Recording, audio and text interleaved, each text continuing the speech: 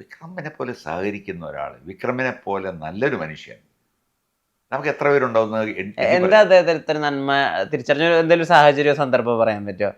ഉണ്ട്. പറയുകയാണെങ്കിൽ എൻ്റെ ഏറ്റവും ഈ അടുത്ത് തന്നെ ഉണ്ടായ ഒരു ഇൻസിഡൻ്റ് ആണ്. അബൌട്ട് ഞാൻ ഒരു ഷൂട്ടിങ് ഇവിടെ ട്രിവാൻഡ്രത്ത് നടക്കും നോക്കുമ്പോൾ മലയാള മനോരമക്കാർ അവിടെ മഴവിൽ മനോരമ അവർ ചാനലിൻ്റെ ആൾക്കാർ വന്നിട്ട് അവർ വണ്ടിയൊക്കെ ആയിട്ട് വന്ന് കിടപ്പുണ്ട്. അപ്പോൾ ഞാൻ ഇവരെന്തിനാണ് വന്നിരിക്കുന്നത് ഷൂട്ടിംഗ് ലൊക്കേഷനിൽ?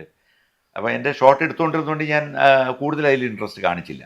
കുറച്ച് കഴിഞ്ഞപ്പോഴേക്കും എൻ്റെ ഷോട്ട് കഴിഞ്ഞ് വന്നിരുന്നപ്പോൾ അവർ എന്നെ കാണാൻ വന്നിരിക്കുക. അപ്പോൾ ഞാൻ പറയും ഇവരെന്തിനാണ് എന്നെ കാണാൻ വരുന്നത്? പറഞ്ഞു ഞങ്ങൾ വന്നിരിക്കുന്നതെന്ന് വെച്ച് കഴിഞ്ഞാൽ ഞങ്ങൾ വിക്രമിനെ കാണാൻ പോയിരുന്നു ചെന്നൈയിൽ. അപ്പോഴേക്കും വിക്രം അങ്ങ് വളർന്ന് വലിയ ഒരാളായിട്ട് അങ്ങ് മാറിക്കഴിഞ്ഞു.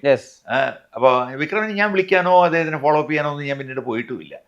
അങ്ങനെ വിക്രമിനെ അവർ കാണുകയും ഒരു ഇൻ്റർവ്യൂവും ചെയ്തപ്പോൾ വിക്രമിനോട് ചോദിച്ചു, വിക്രം ഇതിനകത്ത് മലയാള ഇൻഡസ്ട്രിയിലോട്ട് ഇപ്പോൾ വരുന്നില്ലല്ലോ, താല്പര്യമില്ലേ എന്ന് ചോദിച്ചു. പിന്നെ മലയാളം എനിക്ക് എന്നെ വളർത്തിയത് മുഴുവൻ മലയാളം ഇൻഡസ്ട്രി അല്ലേ എന്ന് പറഞ്ഞു.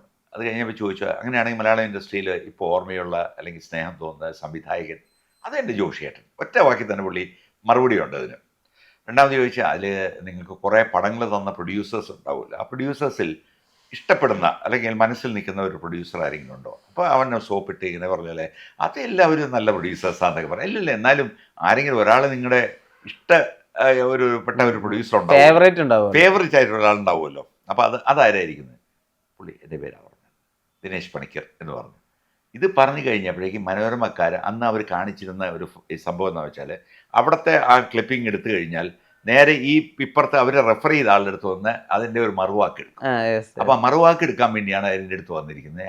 അപ്പോൾ എൻ്റെ അടുത്ത് പറഞ്ഞു, ഇങ്ങനെ വിക്രം ഇങ്ങനെയാണ് പറഞ്ഞത്, കാരണം നിങ്ങളാണ് ഏറ്റവും ഇഷ്ടപ്പെട്ട പ്രൊഡ്യൂസർ എന്ന് പറഞ്ഞത്. ഞാൻ സത്യം പറഞ്ഞ വേറെ ലോകത്തായി. കാരണം ഷൂട്ടിങ് കഴിയുന്നപ്പോഴേക്കും എനിക്ക് 15-20 വർഷം കഴിഞ്ഞു.